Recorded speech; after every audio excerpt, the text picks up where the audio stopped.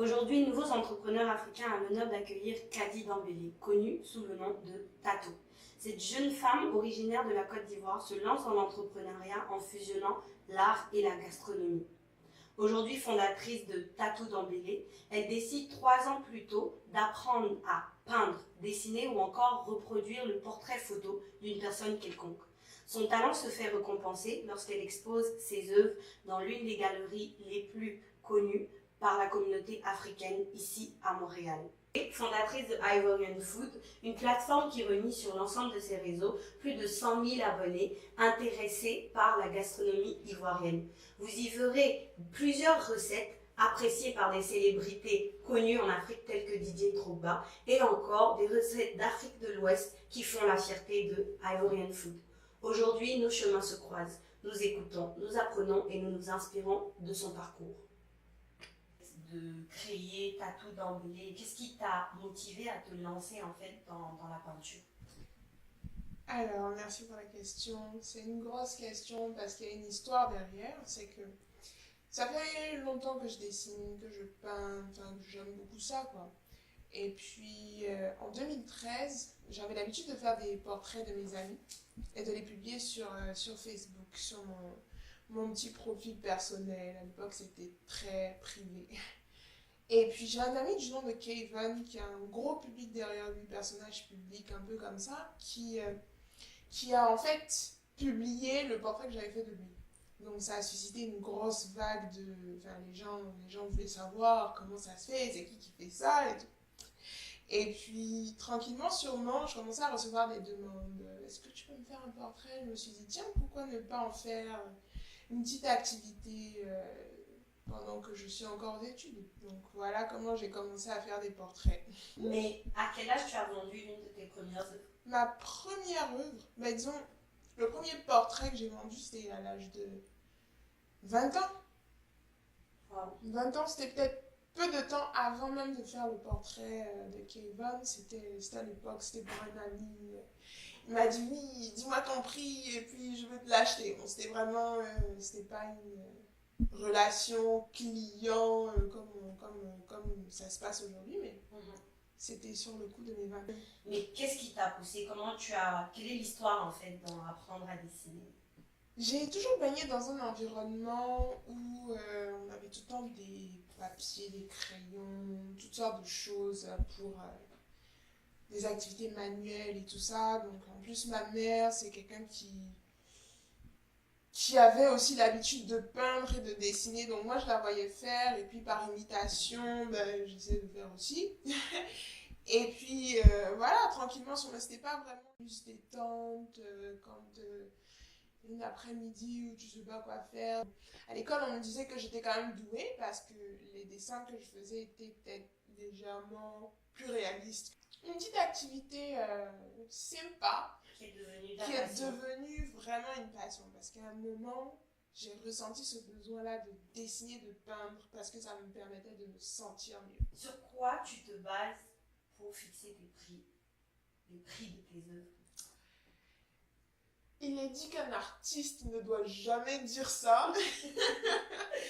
Mais je vais quand même vous donner des outils que moi-même j'ai utilisés. Pour fixer le prix d'une œuvre, il faut que l'artiste ait un certain nombre de... Il y a des critères, comme par exemple le nombre de parutions dans des magazines, le nombre d'articles qui ont été écrits sur toi, le nombre d'expositions, la taille de la feuille que tu vas utiliser, l'outil que tu vas utiliser, si c'est du crayon, enfin, peu importe.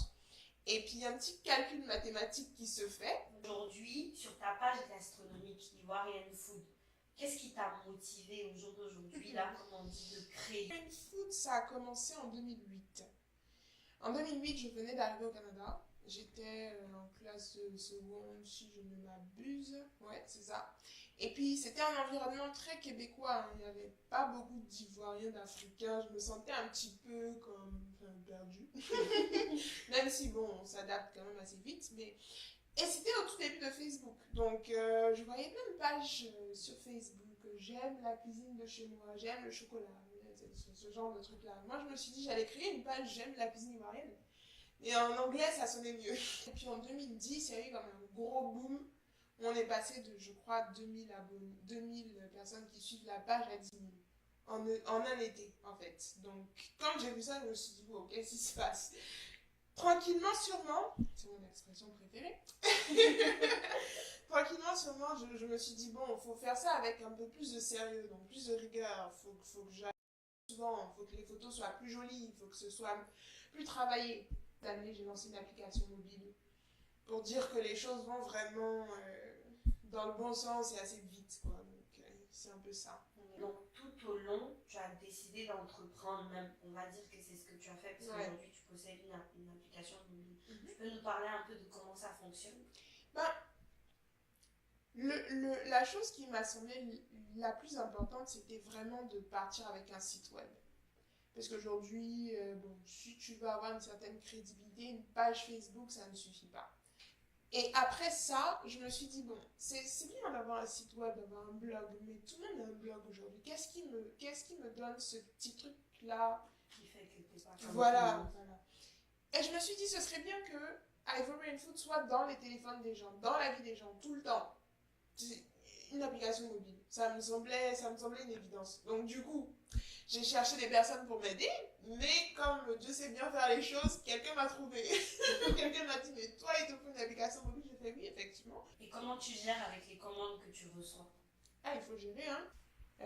Il faut quand même assurer une certaine qualité au client. C'est-à-dire que quand je t'envoie un mail, ben, il faut quand même lui répondre dans un délai correct. Il faut livrer les peintures, les toiles, les portraits dans un délai correct aussi. Embellir, c'est de la créativité. La créativité, ça ne se force pas. À tes difficultés, parle-moi au moins d'un obstacle qui t'a marqué en liant Ivory Food et Tato d'Embellir. Ivory Food. La raison pour laquelle j'ai fait protéger mon contenu intellectuel, c'est que une fois que tu postes quelque chose sur Internet, c'est parti. On peut te prendre tes photos, enlever tes signatures et faire croire que c'est le contenu de quelqu'un d'autre. Et ça, c'était l'enjeu, la difficulté la plus importante. Parce que moi, je prends des photos, je prends du temps pour créer du contenu. Et ce contenu-là est juste copié et puis vulgarisé ailleurs. Et puis, je vois pas vraiment le feedback, il ne revient pas. Donc aujourd'hui, posséder une page aussi animée, comment tu appelles, comment c'est rentable? Publicité. Publicité. C'est un gros espace là de publicité, de promotion.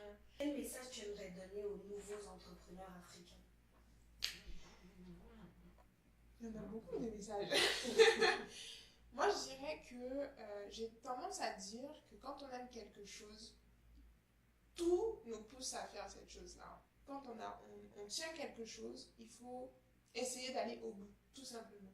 Donc, que tu échoues lamentablement ou que ça marche, l'essentiel c'est que tu es allé au bout de toi-même. Merci.